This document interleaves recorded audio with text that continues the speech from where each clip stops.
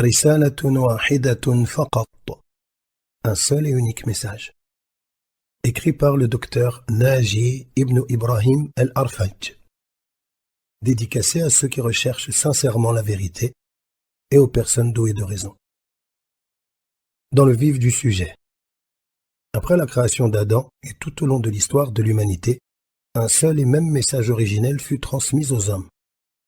En vue de rappeler aux hommes ce message et de les ramener sur le droit chemin, le seul et unique vrai Dieu envoya des prophètes et des messagers tels que Adam, Noé, Abraham, Moïse, Jésus et Mohammed.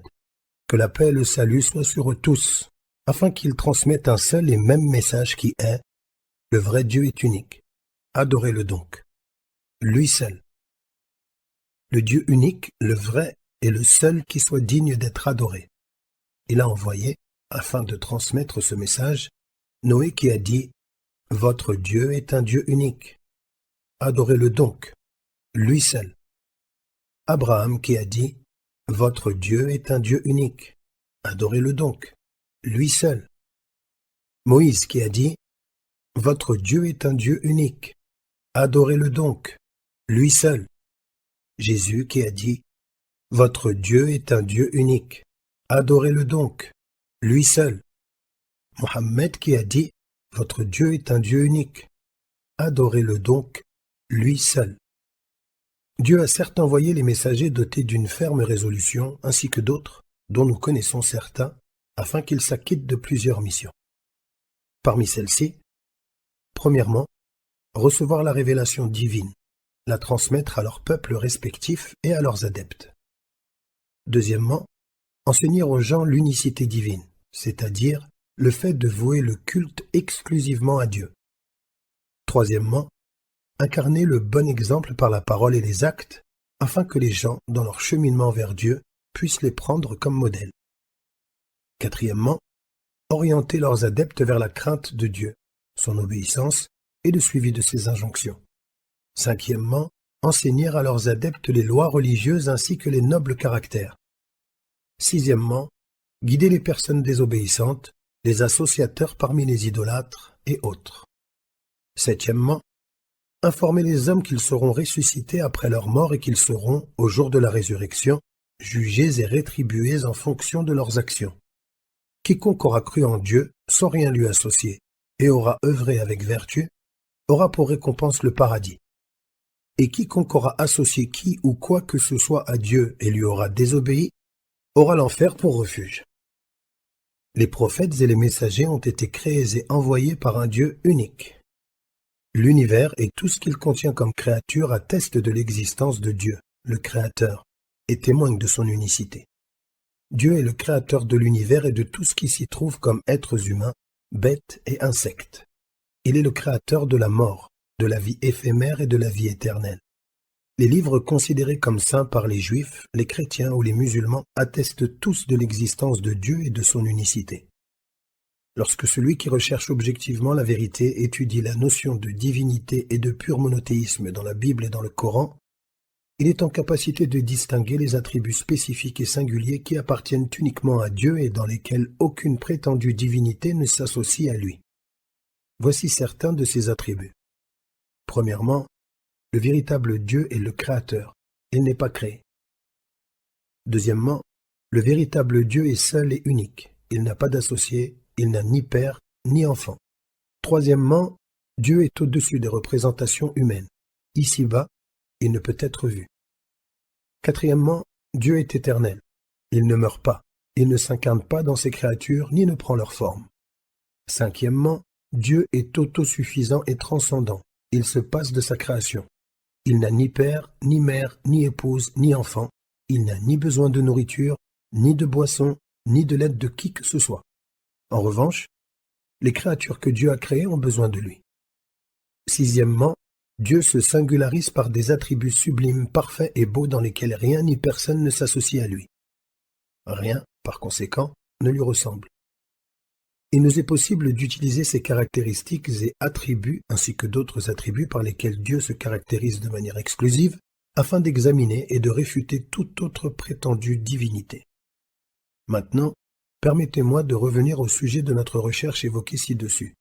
un seul et unique message, en mentionnant certains passages des Saintes Écritures et du noble Coran qui confirment la divinité unique de Dieu. Mais avant cela, j'aimerais vous faire part d'une idée. Certains chrétiens doivent certainement s'étonner et se dire « Il est clair que Dieu est unique. Nous-mêmes, nous croyons en un Dieu unique. Par conséquent, pourquoi un tel sujet ?» La réalité est qu'au cours de mes études et de mes diverses abondantes lectures sur le christianisme, mais aussi suite à mes nombreuses discussions avec des chrétiens, je compris que selon eux, Dieu, d'après la représentation que certains s'en font, englobait les points suivants. Premièrement, Dieu le Père. Deuxièmement, Dieu le Fils. Troisièmement, Dieu le Saint-Esprit. Le simple bon sens, la logique pure pousse le chercheur objectif à poser aux chrétiens la question suivante. Que signifie pour vous « Dieu est un » alors que vous faites en même temps référence à trois divinités? Est-ce que Dieu représente une seule entité en trois ou trois entités en une? Un dans trois ou trois dans un? De plus, selon certaines croyances chrétiennes, ces trois divinités ont des fonctions, des existences et des formes différentes. Ainsi, premièrement, Dieu le Père est le Créateur. Deuxièmement, Dieu le Fils est le Sauveur. Troisièmement, Dieu le Saint-Esprit est l'assistant. Prétendre que le Messie est le Fils de Dieu, ou qu'il est une divinité, ou qu'il est une partie de Dieu, contredit totalement ce que les textes scripturaires de la Torah et de l'Évangile ont établi. Ces derniers stipulent en effet que Dieu ne peut être vu ici-bas. Vous n'avez jamais entendu sa voix, vous n'avez jamais vu son visage, dit l'Évangile selon Jean 5, 37. Personne ne l'a jamais vu, et personne ne peut le voir, dit le premier épître à Timothée 6, 16. Personne ne peut me voir et rester ensuite en vie. Exode 33, 20. En se basant sur ces textes ainsi que sur d'autres, je m'étonne, me demandant en toute sincérité comment concilier les dires de ceux qui disent que Jésus est Dieu et les textes bibliques qui insistent sur le fait que personne n'a vu Dieu ou n'a entendu sa voix. À cette époque, les Juifs en général ainsi que la famille de Jésus et ses apôtres en particulier n'ont-ils pas vu Jésus, le Messie, Dieu le Fils comme le croient certains? N'ont-ils pas entendu sa voix? Comment, alors que la Torah et l'Évangile établissent que personne ne peut voir ni entendre Dieu, peut-on trouver ensuite certaines personnes qui croient que Jésus, celui dont ils ont vu la personne, dont ils ont entendu la voix, est Dieu ou le Fils de Dieu? Y a-t-il un secret caché concernant la véritable réalité de Dieu? La Torah assure le contraire. Elle nous rapporte en effet de Dieu la parole suivante. Certes, je suis, moi, le Seigneur. Il n'y a point d'autre divinité. Ou encore, certes, je n'ai point parlé en secret et je n'ai pas fait de mon dessein une chose sacrée. Et encore, certes, je suis moi, Dieu, et je parle en toute vérité. Certes, je proclame ce qui est véridique. Ésaïe 45, 19. Par conséquent, qu'en est-il en réalité? Relis bien le verset cité précédemment. Relis-le plusieurs fois et médite-le profondément. Entreprenons ensemble une quête à la recherche de la vérité sur Dieu dans la Bible et le Coran en espérant que vous me ferez part de votre opinion après avoir médité les versets et les textes rapportés ici, mais aussi après avoir lu ce livret de manière critique et objective. Par souci d'objectivité, je citerai les preuves, sans faire le moindre commentaire, dans l'espoir qu'elles soient méditées avec soin et impartialité, sans idée préconçue. Dieu l'unique, le vrai dans l'Ancien Testament. Écoute, ô Israël, le Seigneur, notre Dieu, est unique. Deutéronome 6.4.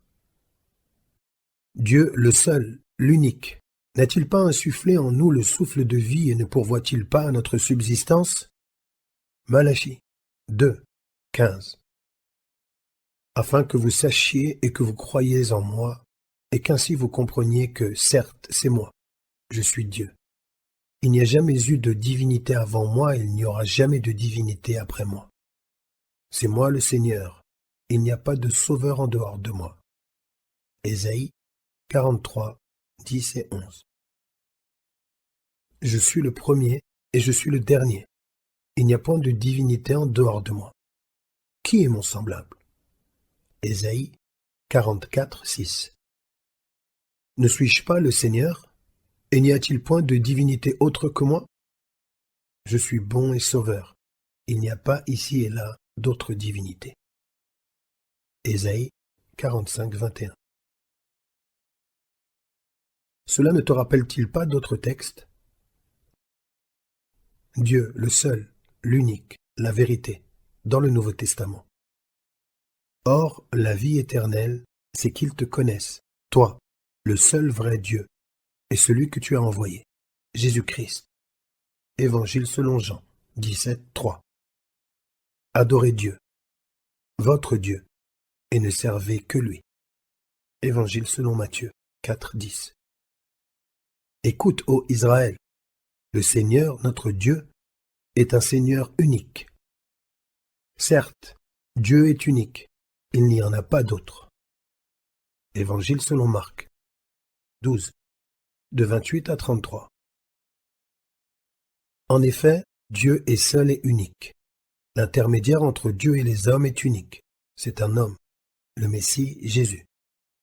Première épître de saint Paul à Timothée 2, 5.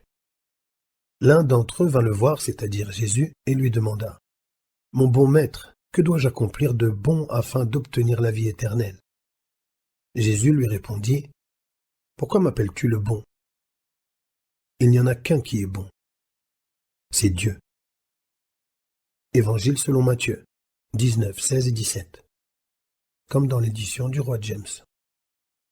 Es-tu capable de citer d'autres textes scripturaires qui confirment que Dieu est unique, et non trois? Allah, l'unique et vrai Dieu, dit dans le Coran, dit, il est Allah, unique. Allah, celui qui se passe de tout et dont rien ni personne ne peut se passer. Il n'a pas engendré et n'a pas été engendré. Et nul n'est égal à lui. Numéro de la sourate 112, les versets de 1 à 4. Point de divinité excepté moi. Adorez-moi donc. Numéro de la sourate 21, verset 25. Certes, on mécru ceux qui ont dit « En vérité, Allah est le troisième de trois », alors qu'il n'y a de divinité qu'une seule divinité. Et s'ils ne cessent de le dire, alors certes, un châtiment douloureux touchera ceux qui ont mécru parmi eux. Numéro de la sourate 5, verset 73. Certes, votre Dieu est unique. Numéro de la sourate 37, verset 4. Y a-t-il donc une divinité avec Allah? Dis, apportez votre preuve si vous êtes véridique. Numéro de la sourate 27, verset 64. En réalité, ce message, l'unicité divine d'Allah, est le sujet fondamental contenu dans le noble Coran. Conclusion. Ces textes, ainsi que des centaines d'autres preuves issues de la Bible et du noble Coran, insistent sans laisser place au doute sur le fait que Dieu est unique et qu'il n'y a aucune autre divinité. Il y a dans les Saintes Écritures « Écoute, ô Israël, le Seigneur, notre Dieu, est l'unique Seigneur. Dieu est assurément unique et il n'y en a pas d'autre. » Évangile selon Marc 12, de 8 à 33. Le noble Coran évoque ce sujet à travers sa parole. Dit, il est Allah, unique. Numéro de la sourate 112, verset 1. La Bible confirme non seulement que Dieu est unique, mais aussi le fait qu'il est l'unique créateur et sauveur, comme il a dit, afin que vous sachiez et que vous croyiez en moi et qu'ainsi vous compreniez que certes c'est moi, je suis Dieu. Il n'y a jamais eu de divinité avant moi, il n'y aura jamais de divinité après moi. C'est moi le Seigneur, et en dehors de moi, il n'y a point de sauveur. Ésaïe 43, 10 et 11. Ainsi donc, la parole concernant le caractère divin de Jésus, du Saint-Esprit ou de quoi que ce soit d'autre n'a aucun fondement. Ces derniers ne sont que des créatures de Dieu, ils n'ont aucun pouvoir. Ils ne sont ni des divinités, ni des manifestations de Dieu, ni une incarnation de lui ou une quelconque représentation. Rien ne lui est donc semblable, comme cela a été évoqué dans la Bible et le noble Coran. Et certes, Dieu s'est mis en colère contre le peuple juif lorsque dans leur égarement ces derniers prirent pour divinité un autre que lui. Il a dit, « Et la colère de l'Éternel s'enflamma contre Israël. » Les Nombres 3, 25. Et Moïse, que la paix soit sur lui, incendia leur veau d'or. En outre, un groupe de chrétiens monothéistes a été torturé et persécuté car ils avaient cru en l'unicité de Dieu et avaient rejeté le remplacement des enseignements monothéistes purs de Jésus, l'unicité divine d'Allah, tout en désapprouvant l'innovation de la notion de Trinité apportée par Paul et ses adeptes. En résumé, Dieu a envoyé Adam, Noé, Abraham, Moïse, Jésus, Mohammed ainsi que tous les autres prophètes et messagers, que la paix et les bénédictions d'Allah soient sur eux tous, afin d'appeler les hommes à la foi en Dieu et à lui vouer un culte exclusif et sincère, seul, sans associé et sans aucun égal. Gloire et pureté à lui. Ceci est leur unique message. Le vrai Dieu est unique. Adorez-le donc, lui seul. Étant donné que le message des prophètes et messagers est unique, leur religion l'est aussi. Par conséquent, quelle est la religion de ces prophètes et messagers? L'essence de leur message repose sur la notion de soumission à Dieu. D'ailleurs, cette parole exprime la signification du mot el-Islam et son acception dans la langue arabe. Le noble Coran a insisté sur le fait que l'islam est la véritable religion de l'ensemble des prophètes et messagers d'Allah. Il est aussi possible de poursuivre cette réalité coranique dans la Bible, car elle y est contenue. Nous poursuivrons cette réalité contenue dans la Bible dans le prochain livret, si Dieu le veut. Pour conclure, nous nous devons, afin d'obtenir le salut, d'accepter ce message en ayant foi en ce qu'il contient, mais aussi en étant véridique et sincère. Toutefois, cette œuvre ne suffit pas. Nous devons également croire en tous les prophètes de Dieu, ainsi qu'en tous ses messagers. Et cela inclut le fait de croire au prophète Mohammed, qu'Allah le couvre d'éloges et le préserve. Voilà le chemin qui mène à une vie éternelle de bonheur. Par conséquent, toi qui recherches sincèrement la vérité et qui souhaites le salut de ton âme, essaye de réfléchir à cela, maintenant, et avant qu'il ne soit trop tard. Avant la mort qui arrive à l'improviste, en effet, qui sait quand elle adviendra? Après avoir réfléchi et considéré attentivement avec intelligence et un cœur sincère ce sujet important et crucial, tu peux affirmer que Dieu est unique, sans associé, ni enfant. Tu peux croire en lui et l'adorer seul. Croire que Mohammed est un prophète et un messager au même titre que Noé, Abraham, Moïse et Jésus. À présent, tu peux, si tu le souhaites, prononcer ces mots. Ashhadu, j'atteste. En la ilaha, qu'il n'est de divinité digne d'adoration, illallah, excepté Allah, wa ashhadu, et j'atteste, anna Muhammadan, que Muhammad, Rasulullah, est le messager d'Allah. Cette attestation de foi est le premier pas concret vers le chemin qui mène à la vie éternelle bienheureuse, et elle est la véritable clé qui ouvre les portes du paradis. Si tu décides d'emprunter ce chemin, tu peux demander de l'aide à un ami, à un voisin musulman, à la mosquée la plus proche, à un centre islamique, ou bien m'honorer en me contactant par téléphone ou par message. J'en serai ravi. Dis, ô mes serviteurs qui avez commis des excès à votre propre détriment. Ne désespérez pas de la miséricorde d'Allah. Certes, Allah pardonne assurément tous les péchés. En effet, c'est lui, le pardonneur, le très miséricordieux. Et revenez repentant à votre Seigneur, et soumettez-vous à lui, avant que ne vous vienne le châtiment, et alors vous ne serez point secourus. Et suivez la meilleure révélation qui vous est descendue de la part de votre Seigneur avant que le châtiment ne vous vienne de manière soudaine, sans que vous ne le pressentiez. Le noble Coran, numéro de la sourate 39, versets de 53 à 55. Il y a encore une chose, une dernière idée. Après avoir lu cet épître de manière consciencieuse et l'avoir médité, il se peut que des personnes sincères et sérieuses se demandent « Où est la vérité? Où est l'erreur? Que faire ?» Je discuterai de ces questions ainsi que d'autres dans mes prochains ouvrages, si Dieu le veut. Toute correction est la bienvenue.